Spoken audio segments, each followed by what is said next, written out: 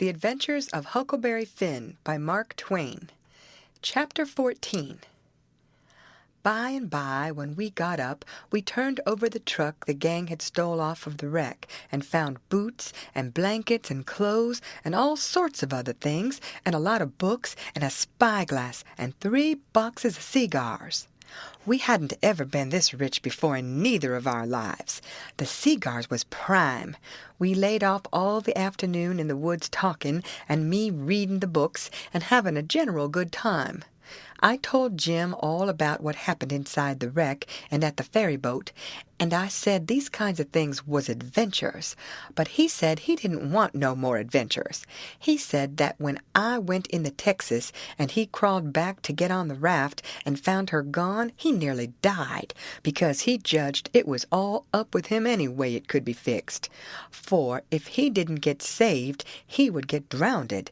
And if he did get saved, whoever saved him would send him back home so as to get the reward, and then Miss Watson would sell him south sure. Well, he was right. He was most always right. He had an uncommon level head for a nigger. I read considerable to Jim about kings and dukes and earls and such, and how gaudy they dressed, and how much style they put on, and called each other your majesty and your grace and your lordship and so on, instead of mister, and Jim's eyes bugged out, and he was interested. He says, "I didn't know dey was so many on 'em. I hadn't hearn about none of 'em scasely but old King Sollermun, unless you counts them kings that's in a pack or kyards. How much do a king get?" "Get?" I says. "Why, they get $1,000 a month if they want it. They can have just as much as they want. Everything belongs to them." "Ain't dat gay? And what dey got to do, Huck?" "They don't do nothing. Why, how you talk. They just set around." "No, is that so?" "Of course it is. They just set around, except maybe when there's a war, then they go to the war. But other times they just lazy around, or go hawking, just hawking and Shh! Do you hear a noise?" We skipped out and looked, but it weren't nothing but the flutter of a steamboat's wheel away down, coming around the point. So we come back. "Yes," says I, "and other times, when things is dull, they fuss with the Parliament, and if everybody don't go just so, he whacks their heads off. But mostly they hang round the harem." "Round the which?" "Harem." "What's the harem?" "The place where he keeps his wives. Don't you know about the harem? Solomon had one. He had about 1,000,000 wives." "Why, yes, that's so. I done forgot it. A harem's a boarding house, I reckon. Most likely dey has rackety times in de nursery. And I reckon de wives quarrels considerable, and dat creased de racket. Yet dey say Solomon de wisest man dat ever live. I don't take no stock in dat, because why would a wise man want to live in de midst er such a blim-blammin' all de time? No, 'deed he wouldn't.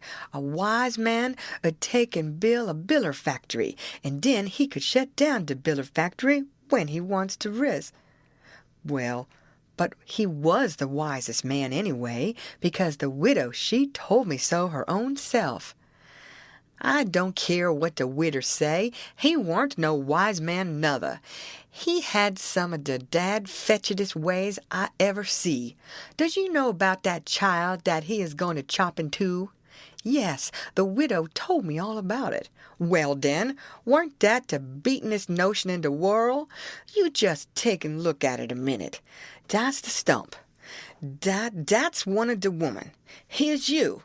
Dat's de other one. I's Solomon, and dis your dollar bill's the child. Both on you claims it. What does I do? Does I shin around 'mongs de neighbors and find out which on you de bill do belong to, and hand it over to de right one all safe and sound, de way dat anybody dat had any gumption would? No, I take and whack de bill in two, and give half on it to you, and de other half to de other woman. Dat's the way Solomon was going to do with de child. Now, I want to ask you, what's the use dat half a bill? Can't buy nothing with it. And what use is a half a chile? I wouldn't give a dern for 1,000,000 of 'em. But hang it, Jim, you've clean missed the point, blame it. You've missed it 1,000 mile. Who, me? Go 'long. Don't talk to me about your pence. I reckon I knows sense when I sees it, and dey ain't no sense in sich doin' as dat. Dispute warn't 'bout a half a chile, dispute was 'bout a whole chile, and de man dat think he can settle a 'spute 'bout a whole child wid a half a chile don't know enough to come in out of de rain. Don't talk to me 'bout Sollermun, Huck. I knows him by de back. But I tell you, you don't get the point. Blame de point. I reckon I knows what I knows. And mind you, de real point is down furder. It's down deeper. It lays in de way Sollermun was raised. You take a man that's got only 1 or 2 chillun. Is dat man going to be wasteful of chillun? No, he ain't. He can't afford it. He know how to value 'em. But you take a man that's got about 5,000,000 chillun running round de house, and it's different. He as soon chop a chile in two as a cat.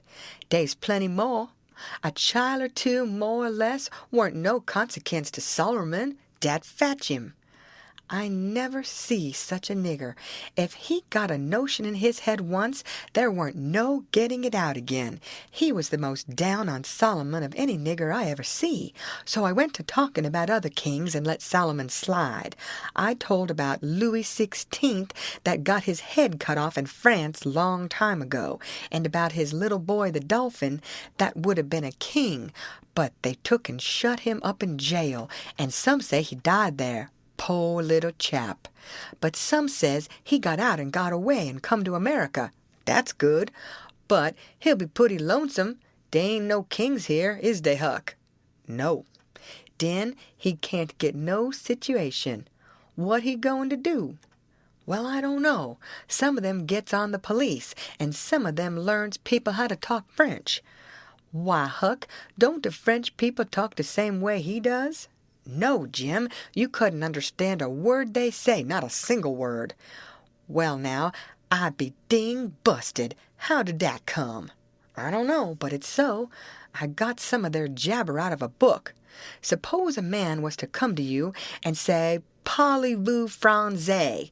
What would you think? I wouldn't think nothing.